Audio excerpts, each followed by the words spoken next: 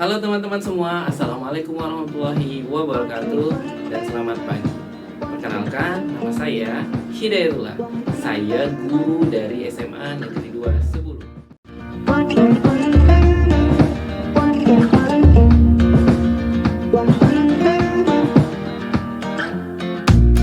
Ini saya akan menjelaskan tentang sejarah komputer. Dalam sejarah komputer terbagi menjadi 5 generasi. Oke teman-teman, untuk komputer generasi pertama itu dibuat dari tahun 1946 sampai tahun 1959.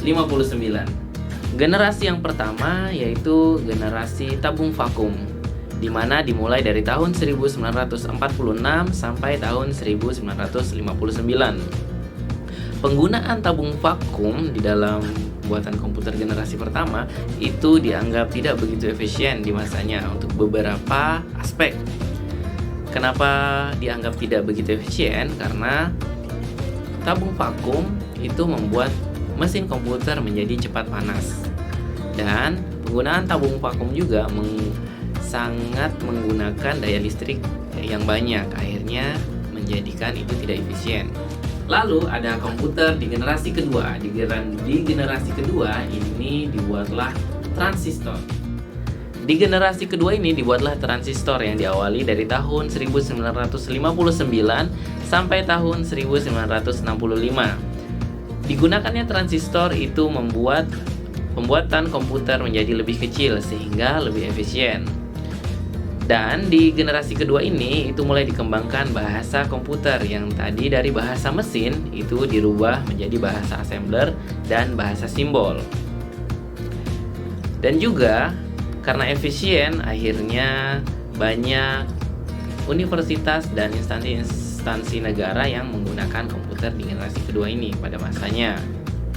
Komputer generasi ketiga dimulai dari tahun 1965 sampai tahun 1971. Di generasi ketiga ini dibuatlah Integrated Circuit atau biasa disebut ICS. Penggunaan ICS adalah untuk menggantikan dari penggunaan transistor yang begitu banyak di generasi kedua.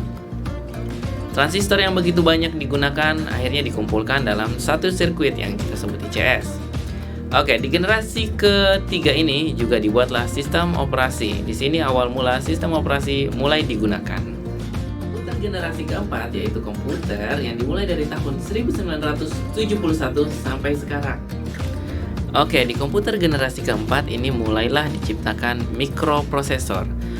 Penggunaan mikroprosesor itu adalah untuk menggabungkan dari beribu-ribu transistor dan ICS ke dalam satu sirkuit yang disebut dengan mikroprosesor. Di generasi keempat ini juga mulai dikembangkan sistem operasi berbasis grafik user interface, yang dimana di situ sudah mulai ada grafik mouse dan juga tampilan yang menarik. Di generasi keempat itu dengan adanya mikroprosesor membuat komputer lebih efisien untuk dibawa kemana-mana. Dan di situ mulailah diciptakan yang biasa kita sebut dengan laptop atau notebook. Ini komputer generasi yang terakhir yaitu komputer generasi kelima.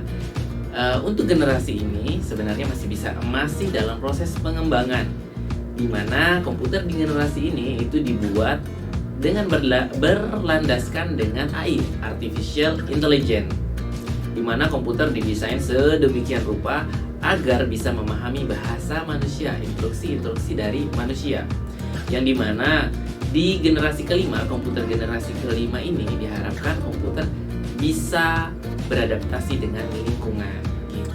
Oke teman-teman, demikianlah pemaparan materi sejarah komputer dari saya. Sampai jumpa.